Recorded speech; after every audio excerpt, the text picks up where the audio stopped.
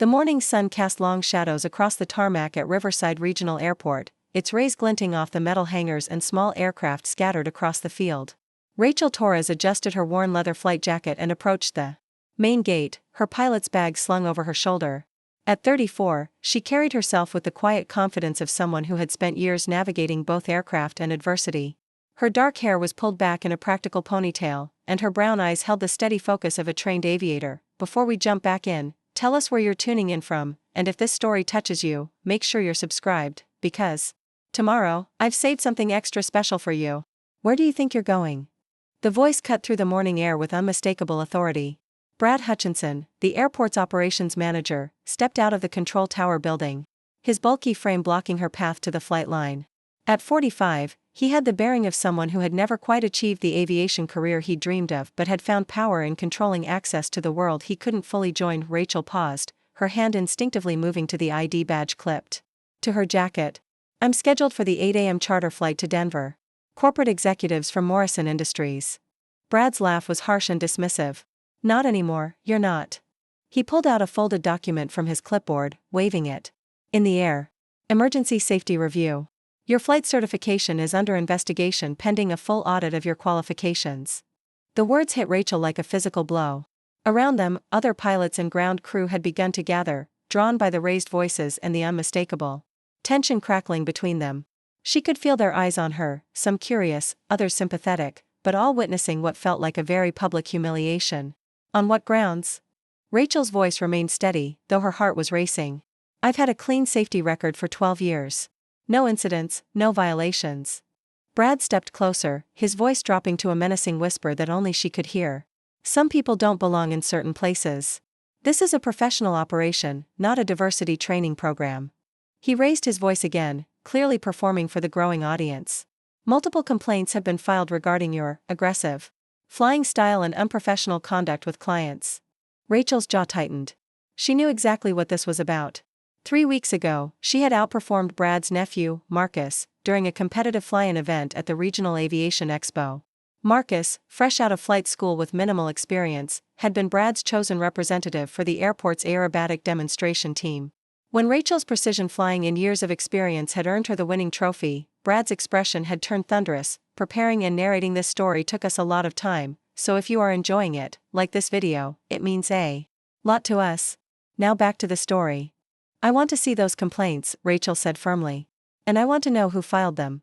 That's confidential information, Brad replied, his smirk widening. But I can tell you that your behavior has been concerning. Pushing boundaries, taking unnecessary risks, making other pilots uncomfortable with your need to constantly prove yourself. The accusation stung because it was so deliberately crafted. Rachel had indeed been pushing herself harder lately, but not out of recklessness. 6 months ago, she had been passed over for a promotion to chief pilot at Skyline Aviation, the airport's largest charter company. The position had gone to a less experienced male pilot with half her flight hours. When she had quietly inquired about the decision, she'd been told that the company needed someone with natural leadership qualities and better client relations skills. You can't just ground me without due process, Rachel said, her voice carrying the authority of someone who understood aviation law. I have rights under FAA regulations. You need to show cause and provide proper documentation. Brad's face flushed red. This is my airport, lady. I don't need to show you anything. Security. He called out to 2 uniformed guards who had been hovering nearby. Please escort Ms. Torres off the property. She's no longer authorized to be here. The security guards, both middle-aged men who had worked at the airport for years, approached reluctantly. Rachel recognized them, Jim Patterson and Mike Chen. Both had always been professional and respectful during her years of flying out of Riverside Regional. Come on, Brad, Jim said quietly. Rachel's been flying here for years. She's never caused any problems. Are you questioning my authority? Brad's voice rose to a near shout. I said remove her from the premises. Now. Rachel looked around at the gathered crowd. Some faces showed sympathy, others curiosity, and a few, particularly among the younger pilots who seemed to gravitate toward Brad's circle, showed something that looked like satisfaction. She realized that this moment would define not just her immediate future, but her entire reputation in the tight-knit aviation community. I'll go, she said calmly, adjusting her bag on her shoulder. But this isn't over. I'll be filing a formal complaint with the FAA and the State Aviation Board. Brad's laugh was uglier now. Good luck with that.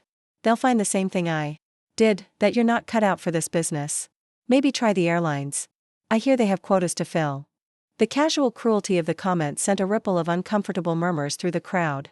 Rachel felt her cheeks burn, but she maintained her composure. She had faced worse than this. Much worse. As she walked toward the gate, she heard Brad addressing the crowd behind her. Let this be a lesson to everyone here. Standards matter. Safety matters. We can't compromise either one just to make someone feel included. Rachel's background. Rachel Torres had always been drawn to the sky. Growing up in a working-class family in East San Antonio, she had spent her childhood watching military aircraft from nearby Lackland Air Force Base trace patterns across the Texas sky. Her father, Miguel Torres, worked double shifts at an auto parts factory to support the family, while her mother, Carmen, cleaned offices at night to make ends meet. They had little money for luxuries, but they had instilled in Rachel a fierce work ethic and an unwavering belief that anything was possible with enough determination. The path to aviation had not been easy. While her classmates received flight lessons as birthday gifts, Rachel worked weekends at the local airport, cleaning aircraft and doing odd jobs in exchange for occasional instruction from sympathetic pilots. She earned her private pilot's license at 18, funded entirely through her own earnings from a part-time job at a diner and countless hours of volunteer work at the flight school. College had been a struggle. Rachel worked her way through the University of Texas aviation program, often surviving on 2 hours of sleep as she balanced classes, work, and flight training. She graduated with a degree in aeronautical engineering and a commercial pilot's license, along with significant debt that would take years to pay off. Her first job had been with a small charter company in Houston, where she quickly earned a reputation for precision flying and exceptional safety records. But advancement had been slow. She watched as less qualified male pilots were promoted over her, often with explanations that focused on client comfort or leadership potential rather than actual flying ability. After 5 years in Houston, Rachel had moved to Riverside Regional Airport, attracted by the promise of better opportunities and a more diverse aviation community. She had been partially right, the flying was excellent, and she had built a solid client base among corporate executives who valued her professionalism and skill. But the underlying challenges remained the same. The incident with Brad Hutchinson was not her first encounter with discrimination in aviation. It was simply the most public and the most damaging. In a field where reputation was everything, being publicly grounded and humiliated could effectively end a career. That evening, Rachel sat in her modest apartment, a converted hangar on the outskirts of town that she rented from a retired pilot. The space was small but comfortable, with aircraft memorabilia covering the walls and a large window that offered a view of the airport's approach path. She had chosen this place specifically so she could watch aircraft land and take off, finding peace in the rhythm of aviation even when she wasn't flying. Her phone had been buzzing all day with messages from other pilots, some offering support, others fishing for gossip.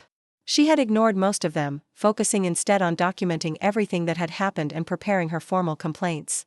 But the weight of the situation was beginning to settle on her. This wasn't just about one bad day or one prejudiced manager. This was about a pattern of exclusion that had followed her throughout her career. She thought about all the times she had been asked to prove herself while less qualified men were simply accepted.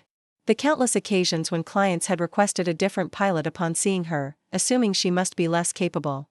The industry events where she was introduced as one of our female pilots, rather than simply as a pilot. A knock at her door interrupted her brooding. She opened it to find Sarah Kim, one of the few other female pilots at Riverside Regional. Sarah flew for a small cargo company and had always been friendly, though they had never been particularly close. I heard what happened, Sarah said, holding up a bottle of wine. Thought you might need to talk. Rachel invited her in, grateful for the company. As they sat in her small kitchen, Sarah shared her own experiences with discrimination and harassment at the airport. Brad's been building up to something like this for months, Sarah said. Ever since you beat Marcus at the expo. He's been making comments about pilots who don't know their place, about maintaining standards. I think he saw an opportunity to make an example out of you. But why me? Rachel asked. There are other female pilots here. Others who've been more vocal about discrimination. Sarah shook her head. That's exactly why it's you. You're successful. You're skilled, and you've been gaining recognition. You're a threat to the old boys club, and they needed to find a way to neutralize that threat. The conversation continued late into the night, with Sarah sharing stories of other pilots who had faced similar treatment. Some had fought back and won, others had given up and left aviation entirely. The pattern was always the same: create a hostile environment, manufacture complaints or safety concerns, and then use those fabricated issues to justify exclusion. By the time Sarah left, Rachel had made a decision. She would not be quietly pushed out of aviation. She would fight back, using every legal and professional resource available to her. But she also knew that fighting back would require more than just filing complaints. She would need allies, evidence, and a strategy. The investigation. The next morning, Rachel began her investigation in earnest. She had always been methodical, a trait that served her well in aviation, and she approached this challenge with the same systematic thinking she applied to flight planning. Her first stop was the FAA's Flight Standards District Office, where she filed a formal complaint against Brad Hutchinson and requested copies of any complaints that had been filed against her. The FAA representative, a middle-aged woman named Diana Price, was professional but cautious. "I can tell you that we have no record of any safety complaints against your certificate," Diana said, reviewing Rachel's file on her computer. "Your record is actually quite exemplary. But I should warn you that employment disputes at airports can be complex. The FAA regulates safety, but we can't always intervene in personnel decisions." Rachel's next stop was the State Aviation Board, where she filed a similar complaint and requested information about Brad's authority to suspend pilots. The response was similar, supportive but limited in scope. The breakthrough came when Rachel contacted the Equal Employment Opportunity Commission. The EEOC representative, Marcus Johnson, was immediately interested in her case. "What you're describing sounds like a textbook case of discriminatory harassment," he said during their phone conversation. "The fact that it was done publicly, with witnesses, actually works in your favor. We'll need to document everything, but this could be a strong case." Over the following days, Rachel worked with Marcus to build a comprehensive record of the discrimination she had faced. They interviewed other pilots who had witnessed the confrontation, reviewed employment records, and documented the pattern of preferential treatment given to male pilots at the airport. The process was emotionally draining. Rachel found herself reliving every slight, every dismissive comment, every time she had been made to feel that she didn't belong. But it was also empowering. For the first time, she felt like she was taking control of her situation rather than simply enduring it. Meanwhile, the aviation community was buzzing with news of the incident. Social media posts and aviation forums were full of discussions about discrimination in flying, with opinions split between those who supported Rachel and those who believed that Brad had been justified in his actions. Some of the responses were particularly harsh. Anonymous comments suggested that Rachel was playing the victim, that she was trying to use her gender to gain unfair advantages, or that she simply wasn't skilled enough to compete with male pilots. The personal attacks were painful, but they also revealed the depth of the problem she was fighting. There were also supporters, however. Several prominent female pilots reached out to offer assistance, and a few aviation organizations began paying attention to the case.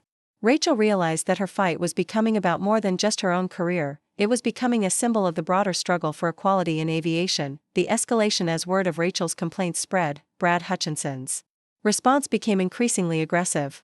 He began circulating what he called safety bulletins that highlighted minor infractions and policy violations among pilots at the airport.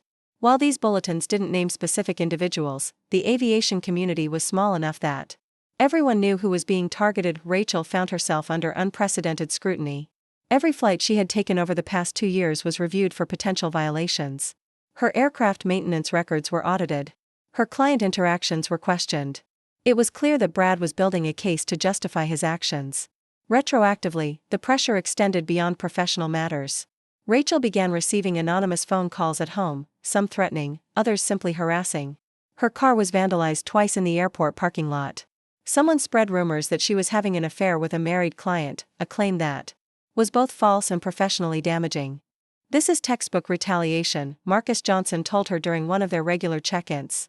"They're trying to intimidate you into dropping your complaints. But every action they take actually strengthens our case." Rachel tried to maintain her normal routine, but the stress was taking its toll. She had always prided herself on her emotional control, but she found herself snapping at friends and family. Her sleep was disrupted by anxiety, and she began to question whether fighting back was worth the cost. The turning point came when she received an unexpected visitor. Colonel James Morrison, a retired Air Force officer who occasionally used the airport for his private aircraft, stopped by her apartment one evening.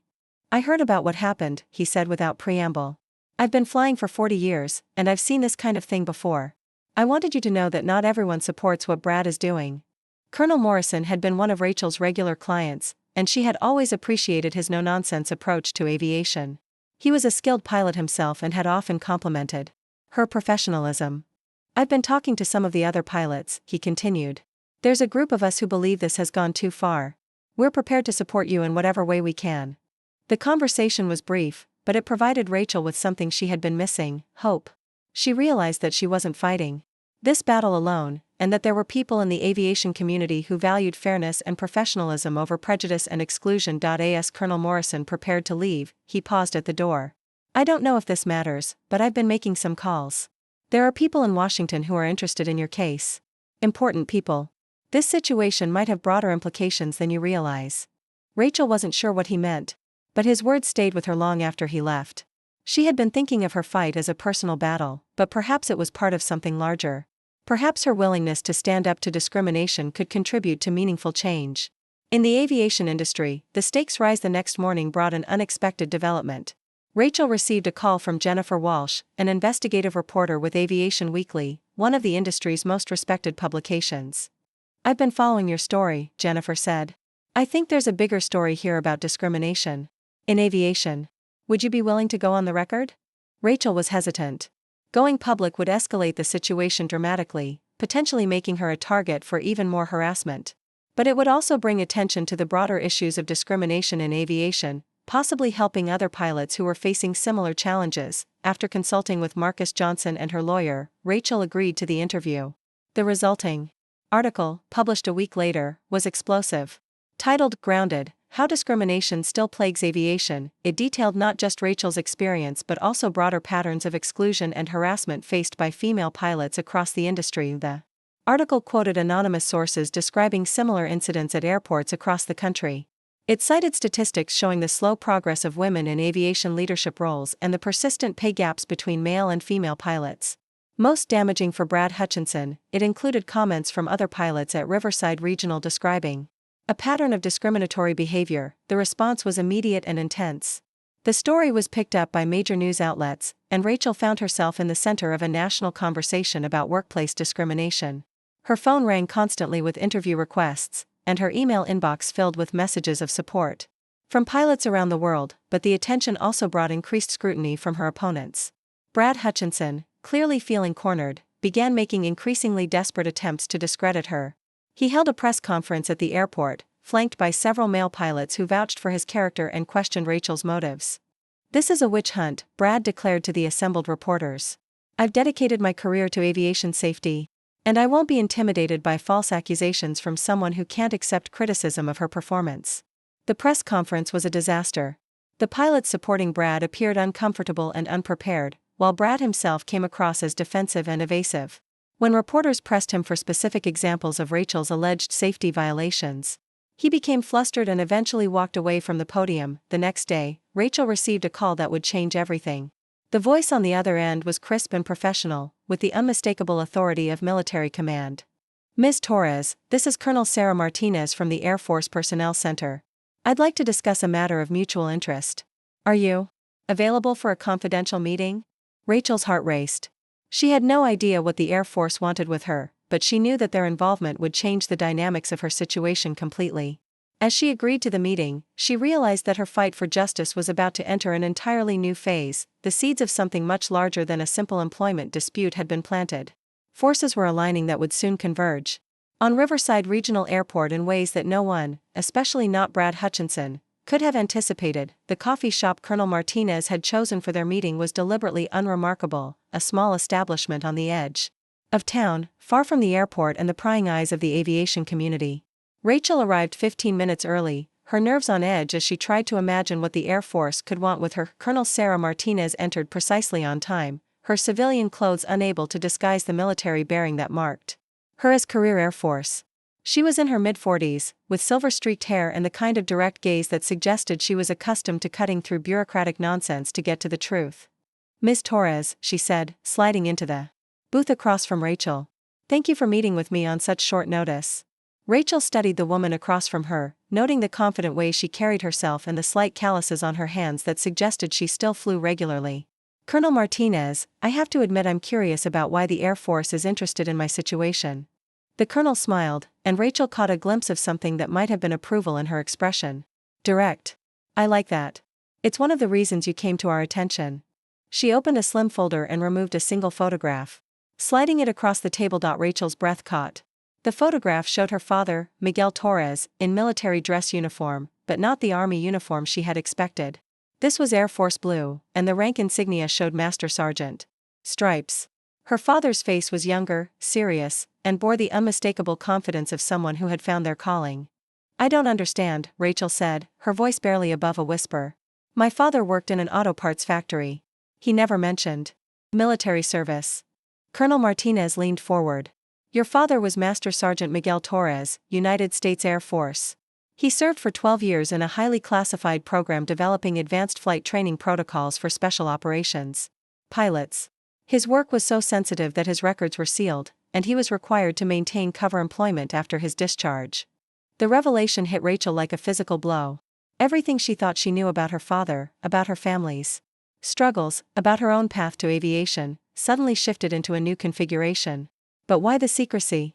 Why didn't he tell me? "Because his work saved lives," Colonel Martinez said simply. "The training protocols he developed were used to prepare pilots for some of the most dangerous missions in modern warfare." The secrecy wasn't just about protecting classified information, it was about protecting the families of everyone involved. Rachel's mind raced, trying to process this information. "What does this have to do with my situation at the airport?" The colonel's expression grew more serious. "Your father's work didn't end when he left the Air Force. He continued to consult on pilot training programs, and his insights shaped how we identify and develop exceptional aviators. When your name started appearing in our databases, first through your college performance, then through your professional achievements, we began monitoring your career." "You've been watching me?" Rachel felt a chill of unease. "Not watching. Observing. There's a difference." Colonel Martinez pulled out another document. "Your flying records, your safety statistics, your performance under pressure, they all suggested something we rarely see. You have what we call intuitive aviation intelligence, the ability to process complex flight scenarios at a nearly unconscious level." Rachel stared at the document, which appeared to be a comprehensive analysis of her flying career. Every flight, every decision, every moment of crisis management had been catalogued and evaluated. "This is incredible, but I still don't understand why you're here now." "Because 3 weeks ago, your situation became a matter of national security interest." The colonel's voice took on a tone of absolute seriousness. "The discrimination you've faced, the pattern of exclusion in civilian aviation, it's not just a civil rights issue. It's a strategic weakness that affects our military readiness." Rachel frowned. "How?" "The Air Force recruits heavily from civilian aviation. When qualified pilots are driven out of the civilian sector by discrimination, we lose access to talent we desperately need. Your case has become a symbol of a much larger problem." Colonel Martinez paused, letting the implications sink in. "But more than that, we've been authorized to offer you something that would change everything." The hidden program. Colonel Martinez opened her folder again, this time removing a document with multiple classification markings. "What I'm about to tell you is classified at the highest levels. The Air Force has been developing a new program called Civilian Aviation Integration Initiative, essentially, a way to identify and support exceptional civilian pilots who could serve as reservists or contractors for critical missions." Rachel's pulse quickened.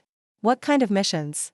"Reconnaissance, transport of sensitive personnel, evacuation operations in hostile territories, missions that require pilots with exceptional skills but can't be handled by regular military aircraft without creating diplomatic complications." The colonel's eyes never left Rachel's face.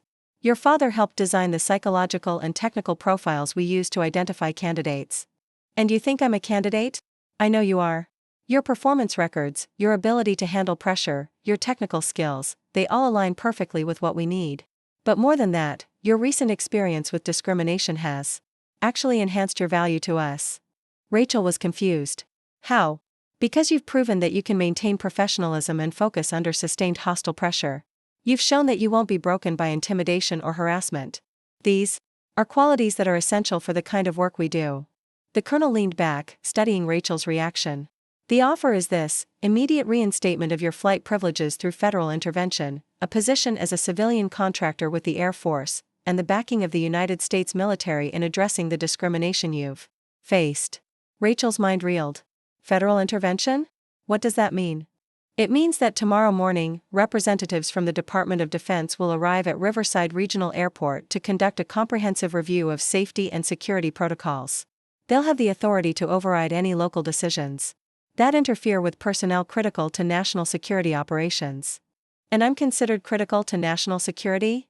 As of yesterday, yes. Your classification level has been upgraded to essential personnel under the Defense Aviation Support Act. Brad Hutchinson's authority to restrict your access to the airport has been superseded by federal mandate. The weight of what was being offered began to settle on Rachel. This wasn't just about getting her job back, this was about joining something much larger, something that would give her access to flying opportunities she had never imagined possible. What would I have to do? Initially, complete a series of advanced training programs at classified facilities. Learn to fly aircraft that most civilian pilots never see. Develop skills that would make you one of the most capable pilots in the world. The colonel's voice carried a note of excitement. Your father's work identified the exact training progression needed to develop these capabilities. In a sense, you'd be completing his legacy. Rachel thought about her father, about the quiet man who had worked double shifts to support his family while harboring secrets that could have changed everything. Why now? Why didn't you approach me sooner? Because we needed to see how you would handle adversity. Anyone can fly well under ideal conditions. We needed to know that you could maintain excellence under pressure, that you could rise above attempts to undermine your confidence. The colonel smiled slightly. Your recent experience has been, in effect, an extended evaluation. You're saying that Brad's harassment was part of some kind of test? Not orchestrated by us, but certainly observed by us. We've been watching how you respond to discrimination, how you document your case, how you maintain your professionalism despite provocation. Your performance has been exceptional. Rachel felt a surge of anger. So while I was being humiliated and harassed, you were taking notes? The colonel's expression remained calm. We were gathering evidence. Evidence that will now be used to ensure that what happened to you never happens to another pilot. Your case is going to result in comprehensive changes to how civilian aviation facilities handle discrimination complaints. The preparation over the next several hours, Colonel Martinez outlined the details of what would happen the following day. A convoy of military vehicles would arrive at Riverside Regional Airport at precisely 0800 hours. The convoy would include representatives from the Department of Defense, the Federal Aviation Administration, and the Department of Justice. The legal authority is ironclad, the colonel explained. Under the Defense Aviation Support Act, any civilian aviation facility that receives federal funding, which includes virtually all airports, must provide unrestricted access to personnel classified as essential to national security operations. Rachel realized that she was being offered more than just vindication. She was being offered the chance to be part of something that would prevent other pilots from facing the same discrimination she had endured. What about Brad? What happens to him? That depends on what the investigation reveals. If it's determined that his actions were simply discriminatory, he'll face civil penalties and likely lose his position. If it's determined that his actions compromised national security by interfering with essential personnel, the consequences will be much more severe. The colonel gathered her documents and prepared to leave. I need an answer tonight, Rachel. This opportunity won't be offered again. Rachel thought about everything that had led to this moment, her father's hidden service, her own struggles in aviation, the harassment she had faced, and the chance to be part of something that could change the industry forever. I have one condition, she said finally. What's that? I want to be part of the team that implements the changes. I don't just want to benefit from this program, I want to help ensure that other pilots don't face what I've faced. Colonel Martinez's smile was genuine this time. I was hoping you'd say that. Welcome to the program, Lieutenant Torres. Lieutenant? Your civilian contractor rank. You'll be briefed on the details tomorrow. The colonel stood to leave. Be at the airport at 0800 hours. And Rachel? Wear your father's dog tags. It's time to honor his legacy openly. The reckoning the next morning, Rachel arrived at Riverside Regional Airport to find a transformed scene. 3 black SUVs and a military transport vehicle were parked in the main lot, their occupants clearly federal officials. Airport personnel clustered nervously around the terminal building, unsure of what was happening. Rachel wore her best flight suit, and for the first time in years, she displayed her father's dog tags openly. The weight of them against her chest felt like a connection to something larger than herself. Colonel Martinez approached her, now in full military uniform. Ready for this? More than ready. They walked toward the terminal together, followed by a team of federal officials. Rachel could see Brad Hutchinson through the window, his face pale as he realized that the situation had escalated far beyond anything he had anticipated. The confrontation in the terminal was brief but decisive. A Department of Defense representative, a stern woman in her 50s, presented Brad with a federal order requiring him to immediately restore Rachel's access to all airport facilities. "This is outrageous," Brad protested. "You can't just override airport security protocols." "We're not overriding security protocols," the DoD representative replied calmly. "We're enforcing federal law. Ms. Torres has been classified as essential personnel under the Defense Aviation Support Act. Any interference with her access to this facility is now a federal offense." Rachel watched as Brad's face went through a series of expressions: disbelief, anger, and finally, resigned defeat. The same man who had publicly humiliated her just days earlier was now being told that she had federal protection. Furthermore, the representative continued, "The Department of Justice will be conducting a comprehensive investigation into discriminatory practices at this facility. All personnel files, employment records, and complaint documents will be reviewed." The transformation was immediate and complete. The pilots who had laughed at Rachel's humiliation now looked at her with new respect. The ground crew who had witnessed her removal from the facility now nodded respectfully as she passed, but Rachel felt no satisfaction in Brad's defeat. Instead, she felt a sense of responsibility. She had been given extraordinary power, and she was determined to use it wisely. Colonel Martinez led her to a private office where she was briefed on her new role. The civilian contractor position would allow her to continue her regular flying, while also participating in classified missions. She would undergo advanced training at facilities most pilots never knew existed. Most importantly, she would be part of a team working to identify and eliminate discrimination in civilian aviation. "Your first assignment," the colonel said, "is to work with our legal team to develop new protocols for handling discrimination complaints at civilian airports. Your experience, combined with your father's insights into pilot psychology, will be invaluable." Rachel thought about Sarah Kim, about the other female pilots who had faced similar harassment, about the anonymous messages of support she had received from pilots around the world.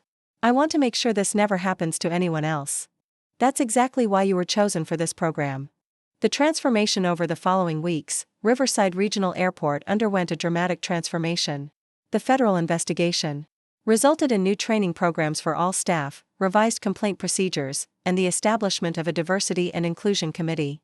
Brad Hutchinson was quietly transferred to a different facility, his authority to make personnel decisions permanently revoked. Rachel found herself busier than ever, balancing her civilian flying with her new military contractor responsibilities. The advanced training was challenging and exhilarating. She learned to fly aircraft she had only dreamed of piloting, and developed skills that made her one of the most capable aviators in the country, but perhaps most importantly, she became a symbol of change in the aviation industry. Her story, now public knowledge, inspired other pilots to speak out against discrimination. The protocols she helped develop were implemented at airports across the country, creating a safer and more inclusive environment for all aviators. 6 months after the confrontation that had nearly ended her career, Rachel stood on the tarmac at Riverside Regional Airport, preparing for a classified mission that would take her to locations she couldn't discuss. She wore her father's dog tags openly, a reminder of the legacy she was continuing and the responsibility she had accepted. Colonel Martinez approached her, carrying a small package. "I thought you'd want to see this," she said, handing Rachel a letter with her father's handwriting. The letter, dated just months before his death, was addressed to "my daughter, the pilot." In it, Miguel Torres revealed that he had always known about Rachel's struggles in aviation, that he had been quietly proud of her achievements, and that he had faith she would find a way to overcome the obstacles in her path. "I couldn't tell you about my service," the letter concluded, "but I always hoped that someday you might have the chance to serve in ways that I never could. You have the skills, the courage, and the integrity to make a difference. I know you'll make the right choices when the time comes." Rachel folded the letter carefully, feeling the weight of her father's expectations and her own determination to meet them. She had been banned from the airfield, but she had returned with the backing of the most powerful military in the world. More importantly, she had returned with the knowledge that her fight for justice had opened doors for others who would follow in her path. As she climbed into the cockpit of her aircraft, Rachel reflected on the journey that had brought her to this moment. What had begun as a simple confrontation with a prejudiced manager had evolved into something much larger, a chance to honor her father's legacy while helping to create a more equitable future for all pilots. The aircraft lifted off into the morning sky, carrying her toward missions that would remain classified for decades. But the real victory was already visible below, an airport where merit mattered more than prejudice, where talent was recognized regardless of gender, and where the next generation of pilots would face fewer barriers than those who had come before. The quiet strength that had sustained Rachel through months of harassment had been transformed into something more powerful, the authority to ensure that others would never face what she had endured. The woman who had been banned from the airfield had returned not just as a pilot, but as a guardian of the principles that made aviation truly excellent.